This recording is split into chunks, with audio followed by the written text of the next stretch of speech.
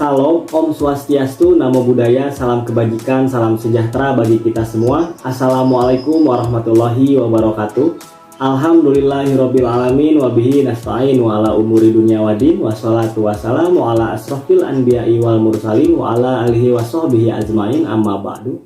Pertama-tama marilah kita panjatkan puji beserta syukur kehadirat Tuhan Yang Maha Esa, karena atas rahmat, hidayah serta inayahnya kita masih diberikan kesehatan lahir juga batin, masih diberikan raga yang sehat, pikiran yang baik, sehingga karena itu kita senantiasa dapat mengikuti kegiatan perkuliahan mata kuliah psikologi sosial pada hari ini. Sebelumnya saya ucapkan terima kasih kepada Ibu Lilis Karwati MPD selaku dosen pengampu mata kuliah psikologi sosial. Tak lupa saya ucapkan terima kasih juga kepada teman-teman semua yang dapat hadir dalam rangkaian perkuliahan pada hari ini. Di kesempatan ini izinkan saya untuk memaparkan materi presentasi yang kami beri judul Hubungan Antar Pribadi. Namun sebelum itu perkenalkan terlebih dahulu, nama saya Raja Inggris, nomor pokok mahasiswa 212103037. Juga ditemani oleh dua rekan saya yaitu Emira Putri Ramadhani, nomor pokok mahasiswa 212103056, juga Tina Ulayani, nomor pokok mahasiswa 212103057. Peribahasa asing mengatakan no man is an island, yang artinya bahwa manusia tidak bisa hidup sendiri. Seperti filsuf Aristoteles juga menyatakan bahwa manusia disebut sebagai zoon politikon atau makhluk sosial. Manusia diciptakan oleh Tuhan Yang Maha Esa, dikodratkan tidak bisa hidup sendiri, walaupun secara fisik memungkinkan untuk hidup tanpa orang lain, tetapi jika dilihat dalam segi psikologis sangat tidak memungkinkan untuk hidup tanpa orang lain. Maka dari itu, untuk lebih lengkapnya mari kita simak dan kita ulas pembahasan ini bersama. Hubungan antar pribadi adalah hubungan yang terdiri atas dua individu atau lebih yang memiliki ketergantungan satu dengan yang lainnya, serta biasanya menggunakan pola interaksi yang konsisten. Hubungan antar pribadi juga bisa dikatakan sebagai keadaan di mana individu atau seseorang yang melakukan komunikasi dengan orang lain. Biasanya, hubungan antar pribadi sangat erat kaitannya dengan komunikasi, yang menjadi salah satu dasar untuk membangun hubungan antar pribadi adalah ketertarikan. Dalam buku karya Witten pada tahun 2011 sudah dijelaskan bahwa ketertarikan antar pribadi atau interpersonal adalah perasaan positif terhadap orang lain. Selanjutnya saya akan menjelaskan tentang salah satu teori dari hubungan antar pribadi. Di antaranya ada attraction theory, yang dimana dalam teori ini disebutkan bahwa dasar bagi seseorang dalam membentuk sebuah hubungan adalah ketertarikan. Kita dapat tertarik terhadap seseorang ataupun tidak tertarik sama sekali terhadap orang lain. Dalam teori ini juga terdapat 4 faktor yang mempengaruhi ketertarikan seseorang terhadap orang lain. Di antaranya sebagai berikut. Pertama, ada faktor kesamaan, yang dimana pada dasarnya seseorang memang menyukai orang lain dalam berbagai aspek, mulai dari ras atau kebangsaan, kemampuan dalam suatu bidang tertentu, daya tarik akan fisik seseorang, bisa juga akan kecerdasan dan juga sikap yang dimiliki oleh orang lain. Yang kedua, ada faktor kedekatan. Dalam hal ini bisa dikatakan bahwa orang cenderung lebih mudah tertarik dengan orang lain yang memiliki kedekatan secara fisik dengannya, misalnya keluarga ataupun saudara dekat, sahabat, dan juga orang-orang yang memiliki kedekatan khusus. Yang ketiga, ada saling melengkapi. Seseorang akan tertarik kepada orang lain yang memberikan hadiah pada dirinya, bisa berupa hadiah kecil sebagai pujian ataupun hadiah yang cukup mewah, biasanya berupa barang ataupun benda lainnya. Yang terakhir, ada daya tarik fisik, yang dimana daya tarik fisik tidak bisa dipungkiri sebagai hal yang paling disukai oleh orang lain. Dalam sebuah penelitian juga menunjukkan bahwa daya tarik secara fisik bisa menampilkan ketenangan, mudah bergaul, mandiri, dominan, gembira, dan juga mudah beradaptasi daripada orang yang tidak menarik. Hal tersebut dikatakan oleh Dion dalam Kusumawardhani pada tahun 2011. Hal ini membuat orang lebih tertarik untuk membina interaksi dengan orang yang memiliki fisik dan kepribadian yang menarik. Selanjutnya saya akan menjelaskan mengenai faktor terjadinya hubungan antarpersonal. Yang pertama adalah faktor internal, yaitu terdiri dari need for affiliation atau kebutuhan untuk berinteraksi, yaitu keadaan di mana seseorang berusaha mempertahankan hubungan yang dilakukan dengan cara berinteraksi dengan suatu kelompok, keluarga, teman, maupun pasangan. Kemudian yang kedua yaitu ada pengaruh perasaan.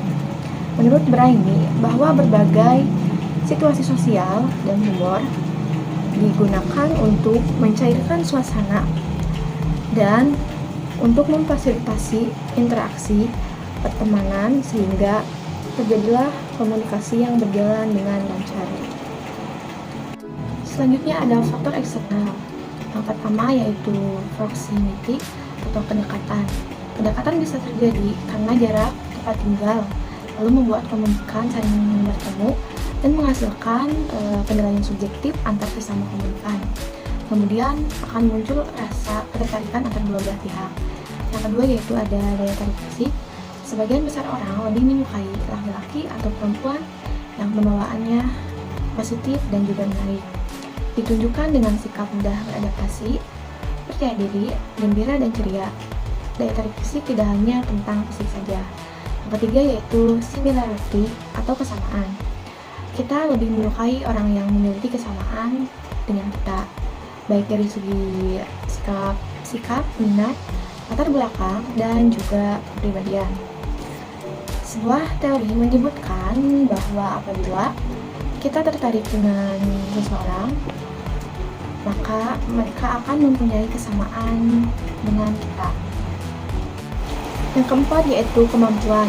Menurut teori pertukaran sosial, orang yang mampu, berkompeten, dan pintar cenderung disukai karena mereka akan memberikan keuntungan kepada kita. Yang kelima yaitu reciprocal liking atau perasaan suka secara timbal balik. Menurut Dwyer mengemukakan teori bahwa kita menyukai seseorang yang menyukai kita dan juga sebaliknya. Menurut Swanto, hubungan antar pribadi memiliki ciri-ciri sebagai berikut. Yang pertama, pihak-pihak yang terlibat dalam hubungan ini mengenal secara dekat, dalam artian tidak hanya identitas dasar tetapi lebih dari itu. Yang kedua yaitu hubungan antar pribadi saling memerlukan dan menguntungkan kedua belah pihak. Yang ketiga yaitu adanya pemahaman sifat-sifat antara kedua belah pihak. Kemudian yaitu yang keempat, mempunyai kepentingan yang sama sehingga menghasilkan kerjasama antara kedua belah pihak. Siklus hubungan interpersonal. Siklus yaitu proses sinambung yang bertahap dan berputar sehingga setelah sampai tahap akhir maka kembali lagi ke tahap awal. Pola hubungan interpersonal merupakan siklus. Siklus hubungan interpersonal antara lain sebagai berikut. Yang pertama ada tahap perkenalan. Tahap ini merupakan langkah awal dan ditandai dengan adanya tindakan memulai.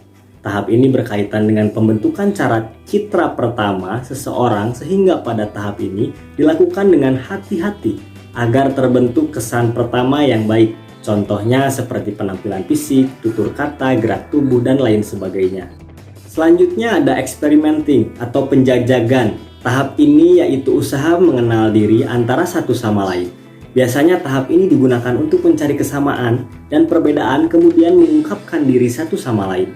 Atau dengan kata lain, tahap ini merupakan proses mengetahui dan memahami satu sama lain atau mengungkapkan diri, identifikasi, identitas sosial, ekonomi, atau agama. Lalu ada intensifying.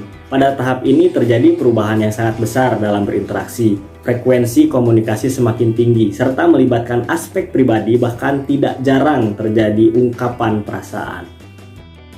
Lalu ada bonding atau pengikatan. Pada tahap ini biasanya susah terjadi ikatan yang lebih formal, dapat berupa ikatan persahabatan, pasangan, suatu kelompok, dan sebagainya. Lalu ada kebersamaan, merupakan tahap puncak dalam hubungan interpersonal. Dalam tahap ini, kedua belah pihak telah menerima satu sama lain, saling menghormati, dan menerima seperangkat aturan yang mengatur hidup mereka. Yang terakhir dapat disimpulkan bahwa hubungan antar pribadi dimulai dari diri sendiri yang bersifat transaksional atau saling mengisi. Adanya pesan, kedekatan antar komunikan, dan ketergantungan komunikan antar satu dengan yang lainnya. Hubungan antar pribadi yaitu hubungan antar dua individu atau lebih dan memiliki ketergantungan satu sama lain.